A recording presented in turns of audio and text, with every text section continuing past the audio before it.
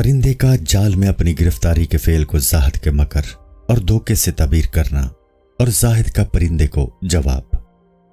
پھنسنے کے بعد پرندے نے کہا، جو زاہدوں کے مکر میں پھنس جائے اس کی یہی سزا ہے جو مجھے ملی ہے۔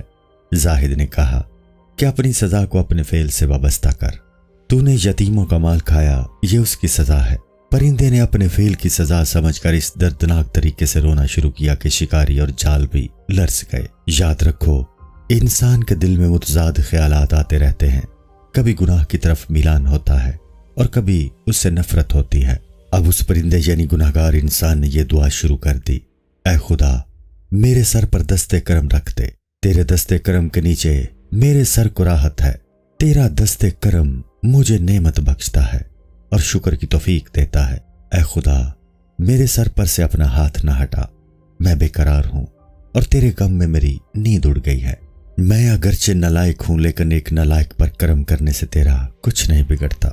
تو نے مجھے اپنے کرم سے پیدا فرما دیا اور اپنی قدرت سے اس مٹی کو حواس عطا کر دیے، یعنی 5 ظاہری اور 5 باطنی حواس۔ نطفہ ایک بے جان چیز ہے لیکن تو نے اس میں حواس پیدا کر دیے۔ اگر میری توبہ میں توفیق الہی شامل نہ ہو تو اس توبہ کا بقا مشکل ہے، اور ایسی توبہ کا تو مذاق ہی اڑتا ہے۔ اے خدا تیری ہی قضاء و قدر کی وجہ سے میرے حواس اور دل تباہ ہے۔ جب تک تو میرے اعمال کو منظم نہیں کرے گا میرا کام ناقص رہے گا۔ بغیر تیری توفیق کے کام کا نظام درست ہونا تو درکنار زندگی ہی ممکن نہیں ہے۔ خدا کی خدائی کے بغیر بندے کا وجود ممکن نہیں ہے۔ تو مجھے دیوانگی کا عاشق بنا دے، کیونکہ عقل مندی سے میرا پیٹ بھر چکا ہے۔ اگر میں حالت شکر میں ہوں تو تیرا سارا راز کہہ دوں، لیکن صاحب میں کچھ بیان نہیں کر سکتا۔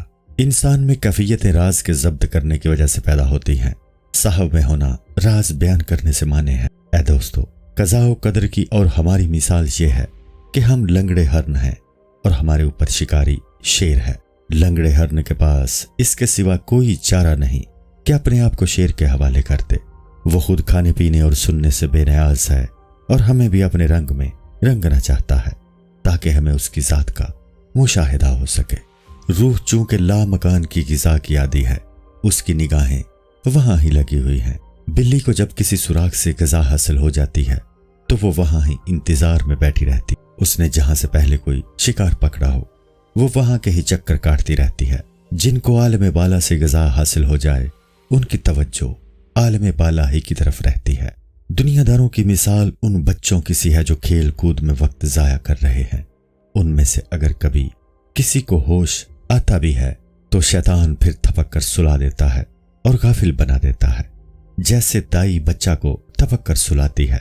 وہ کہتا ہے کہ سویا رہ، میں کسی کو موقع نہیں دوں گا کہ تیرے آرام میں خلل ڈالے۔ یاد رکھو، غفلت کی نیند کے اسباب کو خود ختم کرنے کی کوشش کرو اور اس طرح بیدار رہو جیسا پیاسا پانی کی آواز سن کر بیدار ہوتا ہے۔ مولانا رحمت اللہ تعالی علیہ فرماتے ہیں کہ جس طرح پانی کی آواز جو آسمان سے نازل ہوتا ہے پیاسوں کی غفلت کو دور کرتی ہے، میں بھی غافلوں کو اسی طرح بیدار کر رہا ہوں۔ سالک کو غفلت ترک کر کے مشاہدہ کے لیے مضطرب ہو جانا چاہیے، ورنہ یہ طلب حقیقی نہ ہوگی۔ طلب حقیقی کے سلسلے میں ایک حقائق سن لے۔